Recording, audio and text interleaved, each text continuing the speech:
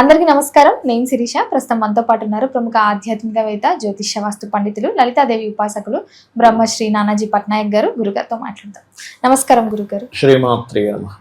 గురుగారు, చాలా వరకు చూస్తున్నాం, పూర్వం నుంచి వస్తున్న ఆచారం అనుకోవాలో లేకపోతే శాస్త్రం ప్రకారం ఉందో తెలియదు, కానీ చాలా వరకు ఇప్పటికి కూడా పిల్లలకు జ్వరం వచ్చినా లేకపోతే ఇంట్లో ఏదైనా బాగలేకపోయినా ఆ విలేజ్లో ఎవరైనా బాగా చెప్పే వాళ్ళు ఉంటే వాళ్ళ దగ్గర తాయెత్తులు కట్టించుకోవడం జరుగుతూ ఉంటాయి. నిజంగా తాయెత్తులకి చింతకాయలు రాలుతాయి అంటారా గురుగారు? ఇప్పుడు తాయెత్తు పనిచేస్తుంది అంటే కొంతమంది చిచి అదేంటి ఇంకా మూఢనమ్మకాల్లో ఉన్నారా అనే ఉంటుంది. పనిచేయదు అంటే అదేంటి మీకేం తెలుసు, మేము మా ఊర్లో కట్టించుకున్నాం, మాకు బాగా పనిచేసింది అనే వాళ్ళు ఉంటారు. అంటే బోత్ సైడ్స్ ఉన్నారు. ఇక్కడ ప్రతిదీ కనబడేదే నీకు నిజము, కనబడింది నిజం కాదనుకుంటే తప్పది. ఎలా అంటే ఇప్పుడు ఎక్స్రే తీస్తారు. ఎక్స్రే తీసినప్పుడు ఇలా పెట్టి ఒక ఫోటోలాగా ఇలా తీయగానే లోపల ఉన్నదంతా కనిపిస్తుంది. ఎలా వచ్చింది అది? ఇప్పుడు మీరు బ్రెయిన్లో ప్రతిదీ కూడా నోటెడ్ అయి ఉంటుంది. మనం చదువుకున్న చదువు, ఎవ్రీథింగ్ మెమరీ. మరి బ్రెయిన్ మొత్తం వస్తే మెమరీ కనబడదే? కనబడదుగా. మరి కనబడేదే నమ్మాలనుకుంటే కాదు. మరి తాయెత్తు ఎలా పనిచేస్తుంది? అసలు నిజంగా తాయెత్తు పనిచేస్తుందా? కొంత అందులో ఫ్రాడ్ ఉందంటే ఫ్రాడ్ చేసే వాళ్ళు ఉన్నారు తాయెత్తులో. అలాగే తాయెత్తు పనిచేసేది కూడా ఉంది. ఎలా అంటే ఒక ఎనర్జీ అనేది ఉంది. నమ్ముతారా నమ్మరా? ఫస్ట్ ఎనర్జీ నమ్ముతాం గురుగారు. ఎందుకంటే ఇప్పుడు ఇలా ఇలా ఇలా అనుకొని ఇలా అనుకుంటే ఒక ఎనర్జీ ఫామ్ అంటే తెలుస్తుంది మనకు. మధ్యలో ఒక బాల్ ఉన్నట్టు కనిపిస్తూ ఉంటుంది. అది ఎక్కడి నుంచి వస్తుంది అంటే ఇది ఒక ఎనర్జీ ఫామ్ అవడం అంటున్నాం. మరి ఫిజికల్గానే ఉండేదాన్ని ఉండాలిగా. గాలిలో నుంచి వెళ్ళేదేంటి, గాలిలో ఉండేదేంటి? ఇప్పుడు ఇక్కడ నుంచి మనం ఫోన్ చేస్తున్నాం ఎవరికో ఒక వ్యక్తికి, ఇక్కడ నుంచి సిగ్నల్స్ వెళ్ళిపోతుంది, శాటిలైట్ వెళ్ళిపోతుంది, మళ్ళీ ఆ అబ్బాయి ఉండే దగ్గర టవర్కి వెళ్ళిపోతుంది, అబ్బాయి ఫోన్లోకి వెళ్ళిపోతుంది. ఎలా వెళ్ళిపోతుంది అంటే సంథింగ్ గాల్లో ప్రయాణించేది కూడా ఏదో ఉంది.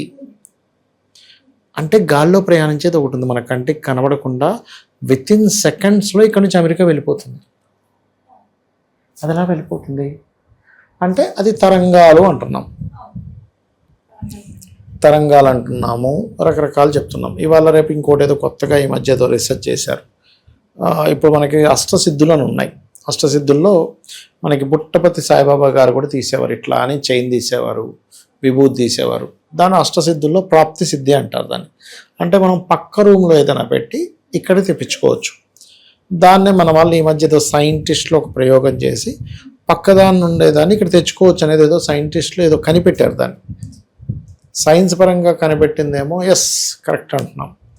మనము ఈ సిద్ధులు ఇట్లాంటి వాటి దగ్గరికి వచ్చేసరికి అనుమానంగా చూస్తున్నాం, ఇది నిజమా కాదా. ఎందుకంటే ఫ్రాడ్ చేసే వాళ్ళు ఉన్నారు కాబట్టి. ఫ్రాడ్ చేసేవాళ్ళు లేకపోతే మనకు అనుమానం వచ్చేది కదా. ఫ్రాడ్ ఎప్పుడైతే ఫ్రాడ్ వస్తుందో స్టార్ట్ అయ్యిందో అప్పటి నుంచి అక్కడ అనుమానం కూడా వస్తుంది. మనిషి యొక్క నైజం అది, కామన్ అది. అలా అనుమానించాలి. మనం ప్రతిదాన్ని అంత ఈజీగా నమ్మకూడదు. మన శాస్త్రాల్లో ఏంటంటే నీకు నువ్వుగా పరిశీలన చేయని ఉంటుంది. నువ్వు ప్రతిదీ నమ్మకు, నీకు నువ్వుగా అన్వేషణ చేయి. నేను చెప్పాను కదా ఏదో గుడ్డిగా నమ్మక్కర్లే. నీకు నువ్వుగా అన్వేషణ చేసి నీకు నువ్వుగా తెలుసుకో. మన శాస్త్రం అంతా అలాగే ఉంటుంది. అయితే ఈ తాయెత్తు అనేటువంటిది ఇప్పుడు ఒక తాయెత్తులో ఒక మూలిక పెట్టాడు, లేకపోతే ఒక బీజాక్షరాన్ని రాసి పెట్టాడు, ఇచ్చాడు ఒక వ్యక్తికి. అతనికి ఏదో గాలి సోకిందనో ధూళి సోకిందనో అది ఒక వ్యక్తి ఇవ్వగానే బాగా పనిచేసింది, ఇంకో వ్యక్తి ఇస్తే పనిచేయట్లే. దానికి కారణం ఏంటంటే ఇచ్చిన వ్యక్తి మంచి ఉపాసకుడు అయి ఉండాలి. అంటే ఈ వ్యక్తి పిలవగానే ఒక దేవత రాగలగాలి. నేను అలాంటి వాళ్ళని చూసా. ఎందుకు మా సొంత అబ్బాయి, మా పెద్ద అబ్బాయికి ఒక అతను ఆంజనేయ స్వామిని డైరెక్ట్గా చూపించాడు. చనిపోయిన మా అమ్మ నాన్నని, చనిపోయిన మా అత్త మామని కూడా చూపించాడు ఆయన. ఆయన ఎంత సాధన చేసి ఉండాలి. ఆంజనేయ స్వామిని, కాళికాదేవిని అందరినీ చూపించాడు ఆయన. ఇప్పుడు ఒక 20 సంవత్సరాల నుంచి 40-50 మంది చూపించాడు ఆయన. అది సిద్ధుడు ఆయన, అంటే ఒక అఘోర. మరి అలా ఇలా చూపించాడంటే సాధన. నేను అనేది ఏంటంటే ప్రతి ఒక్కరికి సాధ్యం ఇది. కేవలం అఘోర గారికే సాధ్యం కాదు. మీరు సాధన చేస్తే మీరు చూపించగలరు. ఇది కులము మతము ఏమీ లేదు. నువ్వు ఎందులో ఉన్నా బ్రాహ్మణుడై పుట్టాల్సిన అవసరం ఏం లేదు.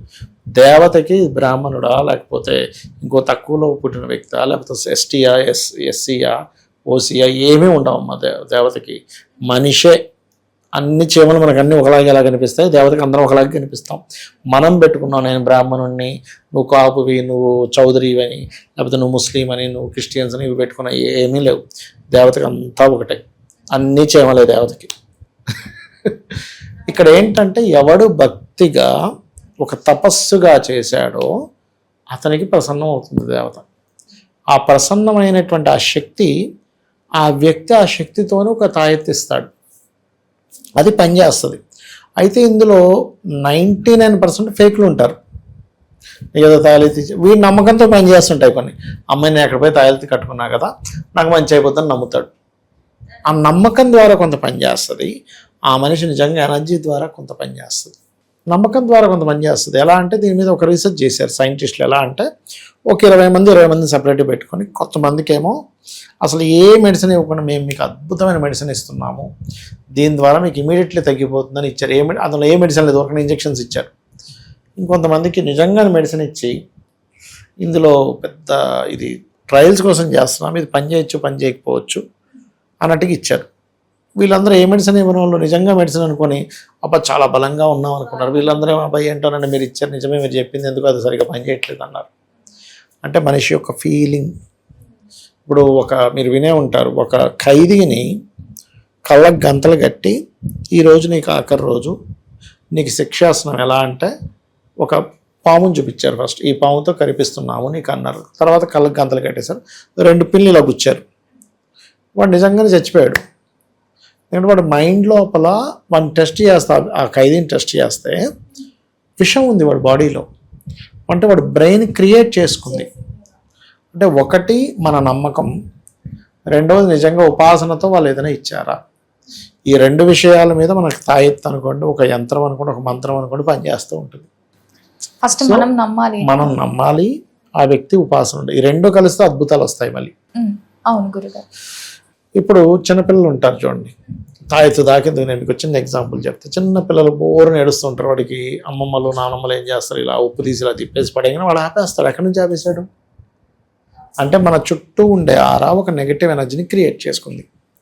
ఆ నెగిటివ్ ఎనర్జీ ఉప్పు ద్వారా పోతుంది, లేదా మిరపకాయ ద్వారా పోతుంది, లేకపోతే ఒక బట్టకి నూనె రాసి వాసన చూపిస్తారు, వాసన చూసి మళ్ళీ కాలుస్తారు, అప్పుడు అది పోతుంది. అంటే ఒక ఎనర్జీ ఒక శక్తి ద్వారా, ఒక వస్తువు ద్వారానో ఒక మంత్రం ద్వారానో ఎనర్జీ మారే ఇది ఉందని మన వాళ్ళు కనిపెట్టారు. అందుకని ఒక తాయెత్తు రూపంలోనో, ఒక యంత్రం రూపంలోనో, ఒక మంత్రం రూపంలోనో దాన్ని మార్చుకోవచ్చు. అది నీకుండే నమ్మకం మీద కొంత ఆధారపడి ఉంటుంది. గురుగారు మొత్తం మీద మాకు తెలియని మంచి విషయాలు తెలియజేసినందుకు ధన్యవాదాలు. శ్రీమాత్రే నమః.